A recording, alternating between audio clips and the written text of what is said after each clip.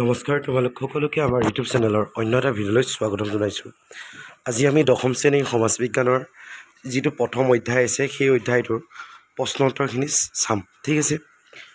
তো প্ৰথম যিটো প্ৰশ্ন হৈছে আমাৰ যে বংগ বিভাজন কোনগৰাকী ভাইচৰয়ৰ শাসনকালত সংঘটিত হৈছিলে। তো ইয়াৰ শুদ্ধ উত্তৰটো হ'ব লৰ্ড নেথানিয়েল কাৰ্জনৰ শাসনকালত হৈছিলে। 2 নম্বৰ প্ৰশ্নটো হৈছে আমাৰ 1905 খ্ৰীষ্টাব্দৰ কোন তাৰিখে বংগ বিভাজন কাৰ্যকাৰী হৈছিল। ইয়াৰ শুদ্ধ উত্তৰটো হ'ব 16 অক্টোবৰ তাৰিখে। তাৰপিছত 3 নম্বৰ প্ৰশ্নটো হৈছে যে বিদেশী পণ্য বৰ্জনৰ প্ৰস্তাৱ কোনখন সভাত গ্ৰহণ কৰা হৈছিল। ইয়াৰ শুদ্ধ উত্তৰটো হ'ব তোমালোকৰ দিনাজপুৰৰ দ্বিতীয়খন বিশাল সভাত 1905 চনৰ 20 জুলাইত গ্ৰহণ কৰা হৈছিল। 4 নম্বৰ প্ৰশ্নটো হৈছে তোমালোকৰ স্বদেশী আন্দোলনৰ সময়ছোৱাত যুগান্তৰ নামৰ সংবাদ পত্ৰখন সম্পাদনা কোনে কৰিছিলে। ইয়াৰ শুদ্ধ উত্তৰটো হ'ব ভূপেন্দ্ৰনাথ দত্তই। ভূপেন্দ্ৰনাথ দত্তই 1906 চনত স্বদেশী আন্দোলনৰ সময়ছোৱাত যুগান্তৰ নামৰ সংবাদ পত্ৰখন সম্পাদন কৰিছিল। 5 নম্বৰটো হ'ল তোমালোকৰ বংগদেশত জাতীয় শিক্ষা পৰিষদ নামৰ অনুষ্ঠানটো কেতিয়া গঠন কৰা হৈছিল। 1906 চনৰ 11 মাৰ্চ তাৰিখে জাতীয় শিক্ষা পৰিষদ নামৰ অনুষ্ঠানটো গঠন কৰা হৈছিল। 6 নম্বৰ প্ৰশ্নটো হৈছে বেংগল কেমিকেলছ নামৰ উদ্যোগ প্ৰতিস্থাপনটোৰ প্ৰধান উদ্যোক্তা কোন আছিলে। ইয়াৰ শুদ্ধ উত্তৰ হ'ব আচাৰ্য প্ৰফুল্ল ৰায়। 7 নম্বৰ প্ৰশ্নটো হ'ল কাৰ পৌৰোহিত্যত অনুষ্ঠিত জাতীয় কংগ্ৰেছৰ অধিৱেশনে ভাৰতীয়ভাৱে স্বৰাজ বিচাৰি প্ৰস্তাৱ গ্ৰহণ কৰিছিল। ইয়াৰ উত্তৰটো হ'ব তোমালোকৰ দাদাভাই নৌৰাজী পৌৰোহিত্যত। বন্দিনী ভাৰত নামৰ নাটকখনৰ ৰচক কোন আছিলে। এই নাটকখনৰ ৰচক আছিলে তোমালোকৰ অম্বিকাগিৰি ৰায়চৌধুৰী। 9 নম্বৰটো হ'ল তোমালোকৰ বংগদেশৰ একত্ৰীকৰণ কেতিয়া হৈছিল। বংগদেশৰ একত্ৰীকৰণ হৈছিল তোমালোকৰ 1911 খ্ৰীষ্টাব্দৰ 12 ডিচেম্বৰত। তাৰপিছত তোমালোকৰ 2 নম্বৰ প্ৰশ্নটো হৈছে যে 1 নম্বৰ প্ৰশ্নটো হৈছে চমুত্তৰৰ প্ৰশ্ন বংগ বিভাজনে সৃষ্টি কৰা পূৰ্ববংগ আৰু অসম নামৰ প্ৰদেশখনৰ সৈতে সংলগ্ন হোৱা বংগদেশৰ প্ৰধান 3টা ভৌগোলিক সংমণ্ডল উল্লেখ কৰা।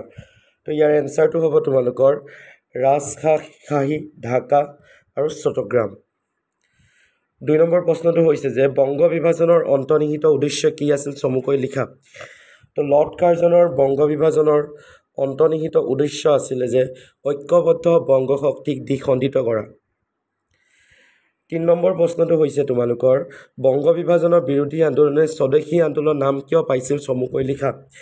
তো ইয়াৰ শুদ্ধ উত্তৰটো হ'ল যে বংগ বিভাজনক পৰিণতি হিচাপে বিদেশী বস্ত্ৰ বৰ্জন আৰু স্বদেশী বস্তু গ্ৰহণৰ সিদ্ধান্ত জনসভাত অনুমোদিত হোৱাৰ পিছৰ পৰাই এই আন্দোলন স্বদেশী আন্দোলন নামে জনাজাত হয়।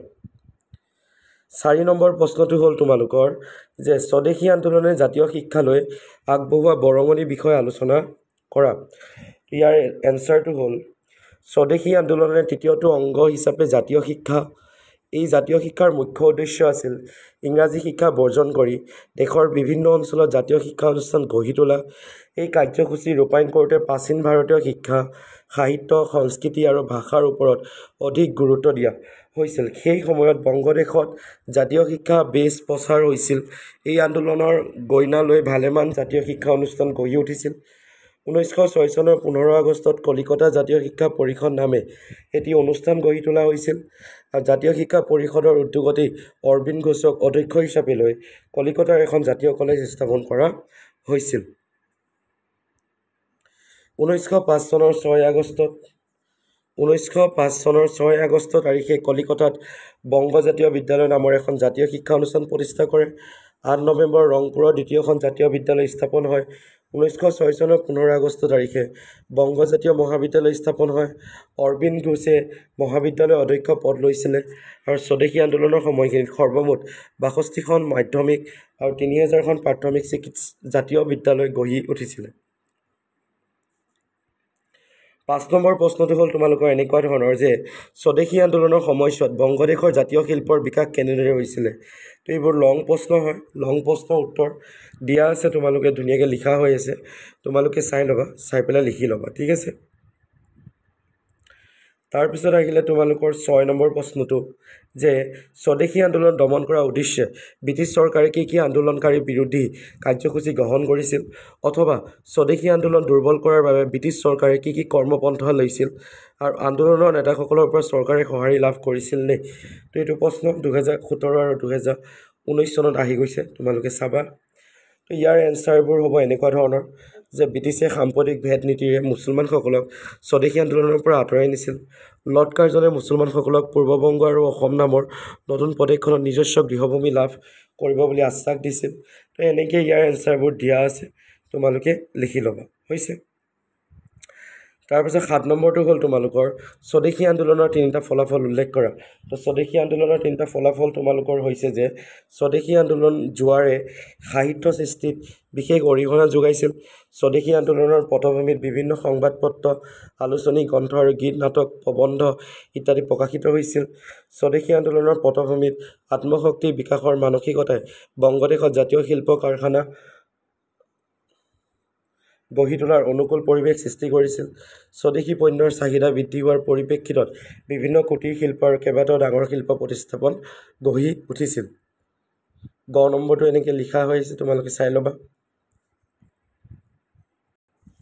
তাৰ পিছৰ প্ৰশ্নটো হ'ল তোমালোকৰ স্বদেশী আন্দোলনৰ 3টা অৱদান উল্লেখ কৰা। ইয়াৰ প্ৰথমটো অৱদান হ'ব তোমালোকৰ স্বদেশী আন্দোলনে ভাৰতবাসীক গণ আন্দোলন সম্পৰ্কে এটা ৰাজনৈতিক শিক্ষা দি যাবলৈ সক্ষম হৈছিলে। স্বদেশী আন্দোলনৰ মাজেৰে ভাৰতীয় ব্ৰিটিছ চৰকাৰৰ ওচৰত স্বৰাজ দাবী কৰাৰ সুযোগ লাভ কৰিছিল।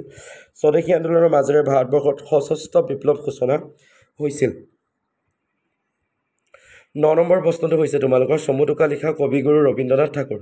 তো ৰবীন্দ্ৰনাথ ঠাকুৰ দেৱৰ বিষয়ে চমুটোকা এটা লিখিব দিছে। তো ইয়াতে আছে তোমালোকৰ চমুটোকা লিখা হয় যে ৰবীন্দ্ৰনাথ ঠাকুৰ বংগৰ এজন বিখ্যাত কবি সাহিত্যিক আছিলে। তেওঁ স্বদেশী আন্দোলনক কেন্দ্ৰ কৰি 23টা গীত ৰচনা কৰিছিল। আমাৰ সোণাৰ বাংলা আমি তোমাক ভালোবাসি গীতটিয়ে পিছৰ সময়ত স্বাধীন বাংলাদেশৰ ৰাষ্ট্ৰীয় সংগীতৰ মৰ্যাদা লাভ কৰিছিল। স্বদেশী আন্দোলনৰ পটভূমিত ৰবীন্দ্ৰনাথ ঠাকুৰে ভাই ভাই এক ঠাই নামৰ বিখ্যাত প্ৰবন্ধখন ৰচনা কৰিছিল। তেখেতৰ যদি তোৰ ডাক চোনে কিয় না আছে তবে একলা চলৰে দৰে তীব্ৰ জাতীয় আবেদনময়ী গীতে চিৰকাল জনপ্ৰিয়তা লাভ কৰিছিল। তো এনেধৰণে চমুটোকাবোৰ লিখা হৈ আছে ইয়াত। মাৰ্গাৰেট এলিজাবেথ এভলো, ভগিনী নিবেদিতা, ইয়াৰো লিখা আছে, তোমালোকে লিখি ল'বা। ঠিক আছে।